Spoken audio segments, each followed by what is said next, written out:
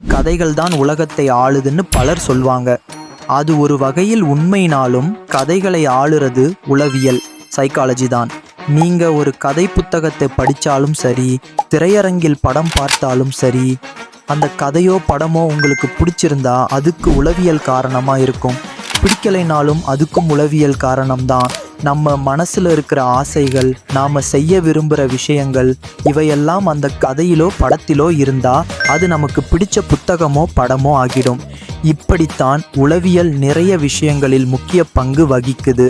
நீங்கள் வேலைக்கு போகிறவங்களா இருந்தாலும், படிக்கிற மாணவியா இருந்தாலும், எந்த துறையில் இருந்தாலும் இந்த 16 உளவியல் யுக்திகளை தெரிஞ்சுக்கிட்டா பலரை வெற்றிகரமாக கையாள முடியும்.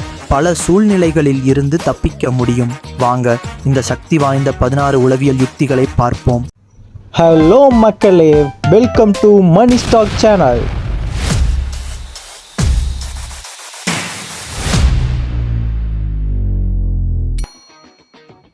கஷ்டப்பட்டு உழைச்சா வெற்றி கிடைக்கும்னு எல்லாரும் நினைப்பாங்க. ஆனால் எல்லாரும் வெற்றியாளர்களாக ஆகிறாங்களா? நீங்கள் வேலை செய்யும் இடத்துல உங்களை சுற்றி இருக்கவங்க உங்கள் உழைப்புக்கு அங்கீகாரம் கொடுக்கலைன்னா எவ்வளவு கஷ்டப்பட்டாலும் பயன் இல்லை.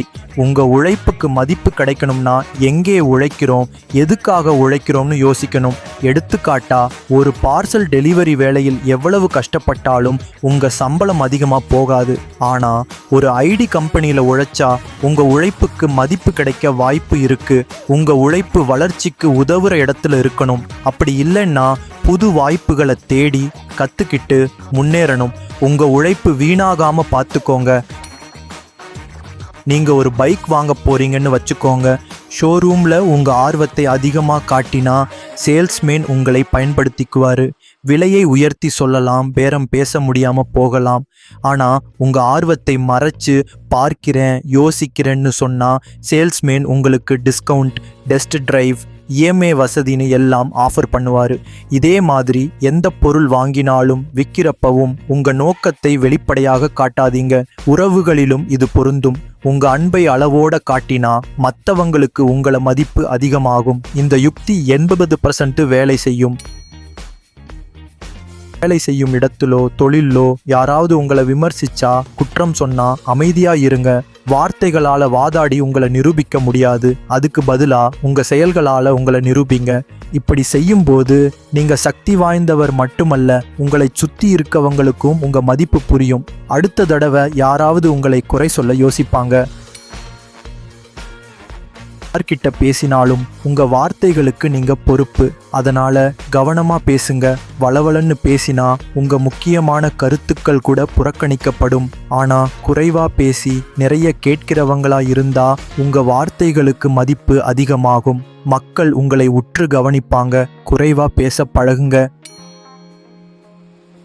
தன்னம்பிக்கை உள்ளவங்க எந்த சவாலையும் தைரியமா எதிர்கொள்வாங்க. பிரச்சனைகளை வாய்ப்புகளா பார்ப்பாங்க. வாழ்க்கை ஒரு ரோலர் கோஸ்டர் மாதிரி மேலேயும் கீழேயும் போகும். மேலே இருக்கும்போது தன்னம்பிக்கை எல்லாருக்கும் இருக்கும். ஆனா கீழே விழும்போது பணமோ நண்பர்களோ குடும்பமோ கூட இல்லைன்னாலும் என்னால முடியும்னு நம்பிக்கையை விடாதீங்க. உங்களை நீங்க எப்படி பார்க்குறீங்கன்னு பொறுத்து தான் தன்னம்பிக்கை அமையும். எதிரிகளை பக்கத்தில் வச்சுக்கோங்க. எதிரிகள்னு சொல்கிறது உண்மையான எதிரிகளை இல்லை. உங்கள் கருத்துக்கு மாறுபடுறவங்க, உங்களுக்கு செட் ஆகாதவங்க, இவங்களை நண்பர்களை விட பக்கத்தில் வச்சுக்கோங்க. ஏன்னா நண்பர்கள் உங்களுக்கு எப்பவும் ஊக்கம்தான் கொடுப்பாங்க. ஆனால் இந்த மாறுபட்டவங்க உங்கள் சின்ன தப்பையும் சுட்டி காட்டுவாங்க. அவங்க சுட்டி காட்டுறத மன வலிமையோட கையாள முடிஞ்சா அது உங்கள் வளர்ச்சிக்கு உதவும். சில நேரங்களில் இவங்க உங்கள் நண்பர்களாகவே மாறலாம். சுயநலம் ஒரு பிரச்சனை இல்லை. எல்லாருமே ஒரு வகையில் சுயநலவாதிகள் தான். நீங்கள் ஒருத்தருக்கு உதவி செய்யும் போது எந்த எதிர்பார்ப்பும் இல்லாமல் செய்யுங்க. நன்றி காட்டுறவங்க உங்களுக்கு பொக்கிஷம். தேவைக்காக உங்களை தொடர்பு கொள்பவங்க மேலே கவலைப்படாதீங்க. நீங்களும் தேவைக்காக மற்றவங்களை தொடர்பு கொள்ளலாம். உதவி செய்யும் போது உங்களால் முடியுமான்னு யோசிங்க. எதிர்பார்ப்போடு உதவி செய்யாதீங்க. பொறுப்பில்லாமல் இருக்கிறது ஒரு வகையில் பொறுப்பு தான். உங்கள் தனிப்பட்ட கடமைகளை செய்யணும். ஆனால் மற்றவங்க பொறுப்பை ஏற்றுக்காதீங்க. எடுத்துக்காட்டா, ஆஃபீஸில் ஒருத்தருக்கு வேலை செய்ய முடியலைன்னு நீங்கள் உதவி செய்ய ஆரம்பித்தா அந்த வேலை உங்களுக்கு நிரந்தரமாக மாறிடும். இன்னொரு உதாரணம், ஒரு நண்பர் கடன் கேட்டா உங்களால் முடியலன்னு தெரிஞ்சும் கொடுத்துட்றேன்னு சொல்லாதீங்க. முடியலன்னு சொல்லி உறவை பாதுகாக்கலாம். நீங்க அறிவு பொருந்திய கூட்டத்துல இருக்கும்போது உங்களை முட்டாளை போல காட்டிக்கோங்க.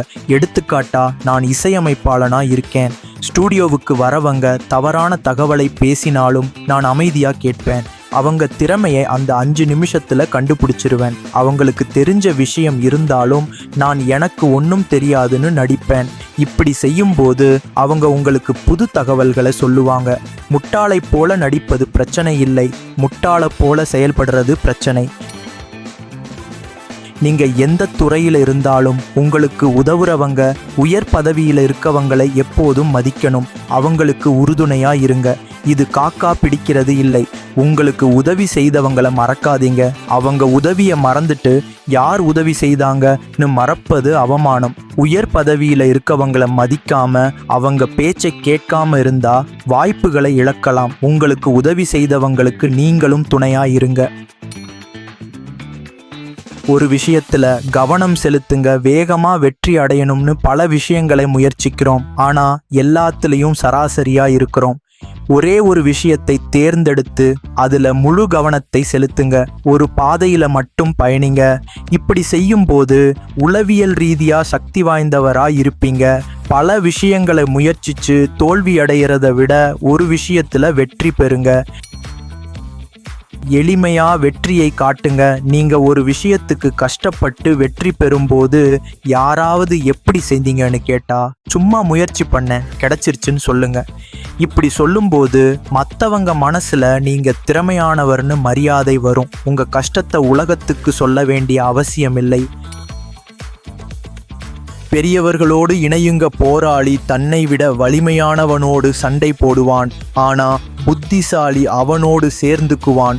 புது இடத்துல வேலை செய்யும் போது மேலதிகாரிகள், டீம் லீடர்கள், சக ஊழியர்களை பகைக்காதீங்க. நண்பராக்குறது கடினம், ஆனா எதிரியாக்குறது எளிது. உங்களை விட பெரியவர்களோடு இணைஞ்சு அவங்களோட நிழலில் கத்துக்கோங்க. கோபம் எப்போதும் மோசமான விளைவுகளை தரும். கோபத்துல பேசுற வார்த்தைகள் உங்க குணத்தை சீரழிக்கும். மற்றவங்க உங்களை கோபப்படுத்தினாலும் அமைதியா இருங்க.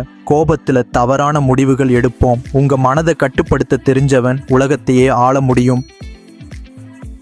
நேரத்தை சரியா பயன்படுத்துங்க. வெற்றியாளர்கள் நேரத்தை சரியா நிர்வகிக்கிறவங்க. நீங்க உங்க வேலையை சரியான நேரத்துல செய்யாம பதறி செய்யும் போது தவறுகள் நடக்கும். ஆபீஸுக்கு லேட்டா போனா திட்டு வாங்குவீங்க, ஆனா அரை மணி நேரம் முன்னாடி கிளம்பினா உற்சாகமா வேலை செய்ய முடியும். நேரத்தை சரியா பயன்படுத்துங்க. கணக்கு போட்டு செலவு செய்யுங்க. உங்களுக்கு ஒரு பொருள் தேவையா இருந்து அதை வாங்க முடியும்னா யோசிக்காம வாங்குங்க. உதாரணமா, ஜாக்கிங் போறவங்க மாசம் 6,40,000 சம்பாதிச்சாலும் தரமான காலணி வாங்காம இருந்தா உடற்பயிற்சி பயனில்லாம போகும். சீப்பா கிடைக்குதுன்னு தரமற்ற பொருளை வாங்காதீங்க. அதே மாதிரி விலையுயர்ந்த பொருளை வாங்கி குற்ற உணர்ச்சி அடையாதீங்க. உங்க தேவைக்காக சந்தோஷமா செலவு செய்யுங்க. இந்த 16 உளவியல் யுக்திகள் உங்களுக்கு பயனுள்ளதா இருக்கும்னு நம்புறேன். பயன்பட்டிருந்தா மறக்காம லைக் பண்ணுங்க, சேனலை சப்ஸ்கிரைப் பண்ணுங்க. நான் உங்கள் நண்பன் மணிகண்டன் சென்று வருகிறேன். பாய்.